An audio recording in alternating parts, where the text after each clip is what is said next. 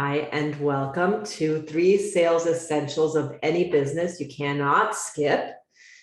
My name is Isabella. I'm a trauma psychologist and certified somatic practitioner turned intimacy alchemist and sovereign leadership coach for mystic coaches and mission-guided entrepreneurs who want to scale their business with their nervous systems, right? In accordance with their values, grounded and intimate and incongruence. So say hi if you're here on the live or if you're on the replay, right? Hashtag replay. And I'm really curious to know how you feel about sales. What's the first word that comes to mind, or what's the first sensation that comes to mind when you hear about sales? Marketing and sales, right? Putting yourself out there, selling your offers. So I really want to know, whether you're live or on the replay, what comes up for you? What's the first thing? So I'm going to share a little bit about what I'm going to get into on the outline. This is going to be a little bit of a shorter live, a little bit of a shorter training. So I'm going to be talking about, how the energetics and the pragmatics of business works. I'm going to share a little bit of my story, and then I'm going to go into the 3 pragmatic things you cannot skip. I'm going to elaborate a bit on each, and then I'm going to share with you about how my coaching works and talk to you about legacy just a little bit. So obviously business is both energetics and pragmatics, right? They have to work together, right? The energetics being, all of the back end work, like holding yourself in all of the activations that, all of the gunk that entrepreneurship can bring up, all of the healing processes that get opened up, all of the dismantling of outdated or corrupt belief systems, and sort of the renewal or the insertion of new ones, right? New empowered beliefs. And then the pragmatic pieces are just like copywriting, or what platforms you're going to use, and what systems are you going to use to reach out to your people and connect with them and let them see your brilliance, and let them connect to theirs as well, right? All of these work together. And most people are stronger on the pragmatic pieces because those are the ones that are most easily accessible through trainings, and they're most emphasized. It's easier to sell the pragmatics, but people get most challenged in the energetic and embodiment pieces, because it's an ongoing process of shedding and renewal. Like I said, a journey of sovereignty, right? Where all of the relinquishing your attachment to the conditioned beliefs, the conditioned behaviors, right? Not just things you do, but your nervous system reactions, your nervous system responses that are ultimately not of you, right? So that you can do the things, and to do specifically the 3 things that I'm going to tell you about today. So, and I'm going to share a little bit about my entrepreneurial journey. Like, I've taken every business course under the sun, right? Like I've done the really toxic, exploitative bro stuff when it was really the predominance of what was out there. I've taken really basic business courses, like the vanilla, paint by numbers, like just do this, da, da, da, da, da, da. And of course, magic centered or intuitive business, pussy-based stuff. I've done all of that. And what I learned by being in each of those containers is that it didn't matter. The pragmatics of business were really the place where it was really easy, right? It was a simple part. That's where you got into some repeatable, you chose your processes, okay, this is how I'm going to connect to my people. And then you could repeat that over time and practice it over and over and get really, really good at it. But that it was the back end work. It was really the showing up piece, or how you were going to show up, that really predicted whether or not you could build and scale a business, a successful one, over the long term. And I've been guilty of, I've because of my background, I was one of those people who was more like, I leaned really hard into the energetic piece, and I often overemphasized it because it was something that I was good at. But I sometimes forgot to apply the really foundational, universal marketing skills and theories that get taught in every business course, right? That just repeats just in a slightly different way or a different angle in every business course. And it cost me money, like not implementing the three things that I'm going to share with you today cost me money, because business, like I said, is both energy and pragmatics that have to work together. And while, the stuff that's out there about like, feminine, intuitive led business is wonderful and valid, and structure, like having really sound structures and repeatable, just systems in place actually helps you build in more rest and pleasure and ultimately more creativity into your business. So it becomes more sustainable over time. The structure helps the sustainability. So I'm really like, when I think about it from the yin yang, or, I hate using the term masculine and feminine, but it's something that's very commonly talked about. The masculine can't work without the feminine, and vice versa. Like they just have to go together. It blends. It's like, it just, one cannot exist without the other. So these are the things that need to happen in order for you to sell your offers and make money. Okay, here they are. So first, you have to tell people who you are and what you do. Second, you have to help them get more of what they want. And third, you have to tell them exactly how and why to pay you for more. So I'm going to go into these in a little bit more detail. So the first is telling people who you are and what you do. So don't keep it a secret. Don't keep a secret as to who you are and what you do. Assume people don't know and they need to hear it again. And what often gets in the way here is that we think people are tired of hearing about it, that people already know, right? That's the assumption that we make. And they would say, oh, if we hear it again, we'll piss people off. They'll be annoyed and then they'll go away because they're tired of it. So you have to assume that people don't know, or that they need to hear it again. And especially because the model that I work from is that, your business evolves as you evolve. So it is always slightly shifting, right? Just as the earth is always turning, your business is always like evolving and shifting and growing as you are. So you have to keep telling people over and over again, because each time that you tell them, it'll be slightly different.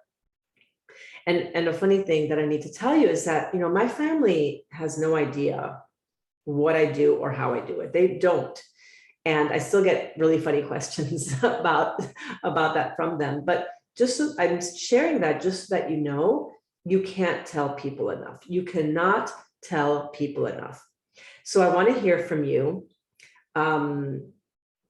What are your blocks around fully owning your identity as a coach, right? If you identify as a coach, what are your blocks about fully owning your identity as a coach?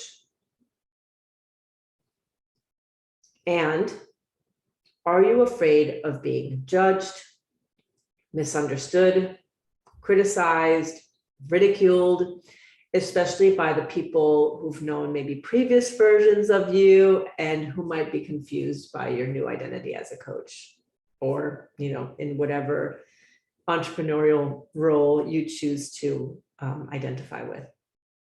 What comes up for you around those two things? Because I can so relate to this. I can sometimes feel that part of me that maybe it's like a little bit of a flavor of the inner critic, projecting my discomfort, right, onto an imaginary audience in that, oh, she does what now kind of way. I can feel that part of me when I step into, when I really try to claim this is what I do.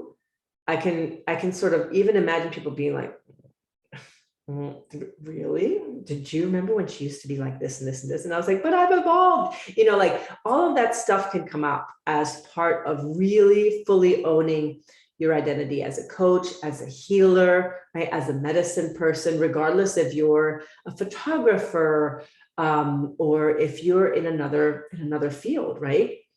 So the work is to resolve whatever underlying reluctance is keeping you from really proudly declaring to everyone, really claiming to the whole world exactly who you are and what you do over and over and over again, to shout it from the rooftops, right? Because if you don't, like, you're unconsciously blocking your sales, right? It's just going to sort of hold you back and keep you quiet. The way that I think about unconscious versus conscious is like a lot of the work that I do is bringing some of those conscious pieces to awareness, so that you, like, when they arise, you can feel them, and then you can decide how you're going to manage them and be at choice, right? Because when you think about, I think a lot about business, like driving a car, right? Asking who's at the wheel, who's in the back, who's in the passenger seat. And usually, fear is in the passenger seat, but your so-called higher self, or this core self, your mission, is the one that has the hands on the wheel. And oftentimes there are parts of us that are not fully on board, and they kind of like, the wheels are sort of turned in a different direction. And those are the unconscious parts of us that are wanting to hide, that tend to sort of like either dim it down or play hard to get, or, like don't shine as brightly. This is sort of where the fear and shame comes in. And so those wheels are turned away from your mission. Those are kind of like, it's the place where your energy gets iffy. And so we want to be turning those wheels forward so that you can drive in a straight line and accelerate your process by just not having it like, delaying your path by just kind of like, maybe this. We get tripped up a lot, right? This is part of the entrepreneurial journey, is that we often get tripped up a lot with these parts of us that are scared or that are not fully on board. And the support, right? The support that I offer helps you keep things in alignment and moving forward in a smoother way. So, because if part of us is sort of a no, right, or sort of a maybe versus a full body yes, half of your unconscious desires, right, include not being known or seen, and the universe will deliver exactly what you put out there, right? It delivers an exact match to that energy, right?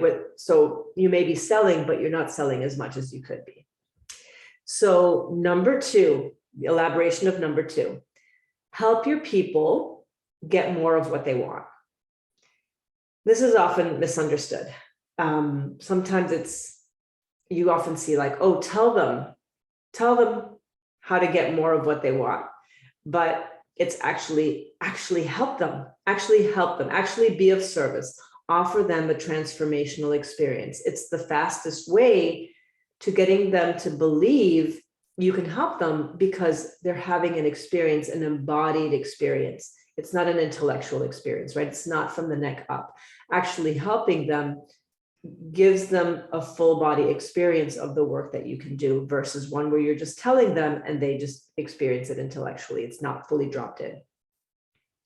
And it used to be that you were like in business, especially like the bro stuff, even just 5 or 6 years ago, it was that you were taught to withhold certain pieces of information, right? You were taught to withhold the how, perhaps, like, here are the pain points, here's how I can offer you solutions, but they wouldn't tell you exactly how. And then you have to go through the pay portal to be able to find that out. And that's not how we do business anymore. The current model of business is generosity and relationship, right? That's why the intimacy is so important, is really like being able to give, and being able to give sustainably without draining yourself, as long as you're pouring from a full cup, right? And then you have the capacity to give it. So what can be tricky about giving them this transformational experience is that we often help people in the ways that we think they need to be helped, not in ways that they value, right? So it's misattuned. We sometimes help people with the things we think are important, but not the things they think are important. So this is where we often miss our people. And I'm not perfect at this either. It's really critical that you be tuned into where they are. And this is where the intimacy and curiosity comes in again into play. You have to listen to your people. You have to get curious about what their dreams and desires are. You have to get curious about what their fears are. And with regard to how you help them, well, that's up to your method, right? That's up to your creativity, your process, your unique medicine, right? And obviously those all come from the unique perspective gleaned from your life experience, including your trauma, right? Because sometimes our path is really messy and shitty sometimes, but we do get some really important life lessons from those experiences. And that's often what we end up teaching, or we end up supporting other people in. So let me know if you have any questions about this. I'm really curious to know what your questions are. So number 3, tell your people exactly how and why to pay you for more. This is the part where you tell them to pay you without being apologetic or being like, oh, these are my prices, right? That's iffy energy.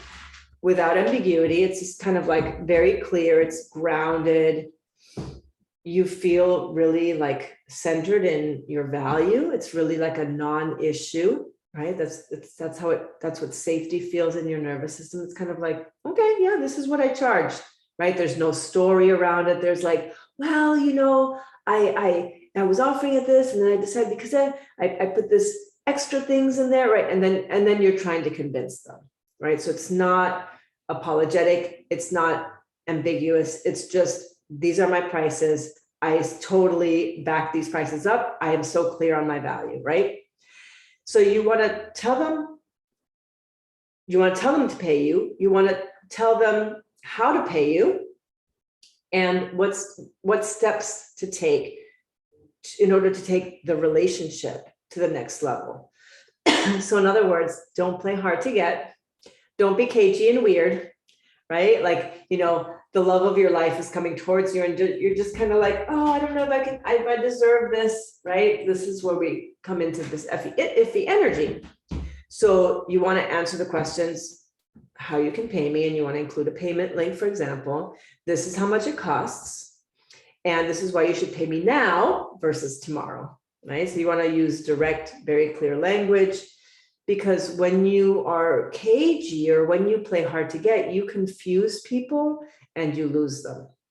So I want to share 2 stories about how I came into this whole clarity piece, something that I used to do wrong that I now do differently, and about a coach that I'm working with recently. So I used to have an onboarding process for my one-on-one work that I thought was helpful to my clients, but it actually was super confusing. And it really it delayed me getting paid, because it was like, oh, they had to take all of these steps, and I had a whole automation thinking that was all sophisticated. But now I just send the contract with the payment link. It is clear, it is uncomplicated, right? It's all in one email, no fuss, no muss, right? And that clarity gets me paid faster, and it actually calms the system of my clients who don't have to go through all of this other videos and onboarding process. And here's what you need to know. No. Then the second story I want to share with you is I recently started working with a coach on my copywriting blind spots. And I barely knew her. I haven't even known her for a month. I haven't even been in her, let's say, sphere of influence for a month. I learned about her through a trusted friend of mine who really liked her, who had been in her container. And this coach made it so clear how people could work with her. And she made it so easy to sign up, right? She just made it her copy was very short. It was and she sells copywriting, right? So it's not the same as selling a healing modality, for example, where the copywriting, it's a little bit different, right? There's things that are easier to sell than others. That is just plain truth. So she made it really clear these different ways I could work with her. And because she was new to me, I decided, well, I'm going to take her up on sort of the lower price point of things. I'm going to join her membership community, for example, and see like what I can get from that. And if I feel like I need a level up, and if I really like her, well, I can take the next step. But that was like my entry level into working with her. So she got paid just because of clarity, right? She made it easy to sign up. And people are busy. People are bombarded with information. So you have to really repeat things. And your brain will tell you that you're annoying, right? All of your shit around like being the annoying either kid sibling will come up, but each time that somebody reads one of your posts, they get a little bit more information, just a little bit more information, or they feel your vibe just a little bit more. So that's why repetition is so important. Like just continue putting yourself out there, even if it's imperfect, even if it's messy, right? It all counts. So, and of course, because people are busy, they don't have time to read between the lines. They don't have time for ambiguity. You confuse, you lose. And the clarity in your posts comes through knowing for yourself the value of your service, right? And that again is back end work. So you can see that the energetics have to work with the pragmatics. In an ideal scenario, in my opinion, the energy is what moves the pragmatics forward with ease, right? Because if the energetics are off, the pragmatics will sort of mirror that. So if the energetics are very clean and very like clear, then the pragmatics are they're just flowing as well, right? And that's how my coaching works to help you. I know the pragmatics of business, and I can help you get the energetics on lock so the pragmatics are just easier to get behind, right? This all accelerates your growth. The energetics just move things forward in a steadier, less bumpy way, and without overwhelming your system, and with integrity, with your values, in the same way that the pragmatics are repeatable and that you get better at them over time just by practicing them. The back end tools that I offer are also repeatable and something you master over time, because in the practice is the embodiment, right? I talk about like you practiced your way into your conditioning, and you can practice your way out of it as well, right? And that includes my 4-step embodied relational presencing, which is an inner interoceptive attunement process to work mostly with fear and shame, which are the things that are most likely to get you tripped up in the energetics. And then we work on mindset, right? Curating your thoughts and really deciding what you're going to be, what thoughts you're going to be believing, what thoughts you're going to be like anchoring in. The emotional fluency piece is allowing, like learning to move your emotions, learning to move the energy of your emotions, and so that you don't get stuck. And of course, it's pleasure, which includes not just nervous system soothing, but allowing things to be easy, moving towards the things in your business that are joyful, and incorporating rest more, right? Really beginning to dismantle those internalized systems of disempowerment.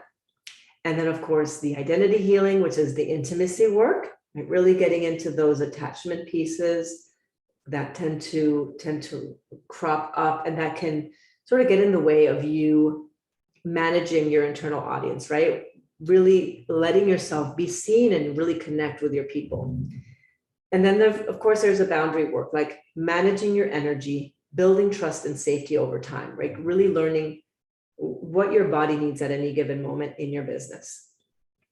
So, as I have shared in many posts, and I'll say it again, right now, the way to get into legacy is by setting up a curiosity call with me, right? I have a sales page, everything is on there. If you have any questions, there are links to book a call. My scholarship rates are $9,800 for 9 months. So it's basically, $1,000 a month, but there are scholarship rates. It's a scholarship rate, I mean, and that there are payment plans that are $825 a month. So that's just like a year-long payment plan. So it's not like an 18-month payment plan or a 24-month payment plan. So the price goes up $5,000 on the first. But if you have questions, you need to book a call before the 21st, because I don't have any spots open on my calendar after the 21st, because that's when I incorporate a lot of rest. It's like sort of the dead time in my business. It's like the time that I use to sort of rest and be sort of in the liminal space. And I'm going to include a link to the sales page in the comments and a link to my calendar. So if you're on the fence, if you've been thinking about it, just book a call. We'll talk about it. I'm not here to convince you. Just like, let's have a conversation and see if this is a good match for where you are in your business and your business goals. And if it's not, I'll let you know it's not, and we'll keep it moving. But just get on a call with me and let's have that conversation. All right, everybody. I loved being live here with you, and I look forward to coming back and answering your questions. All right, bye.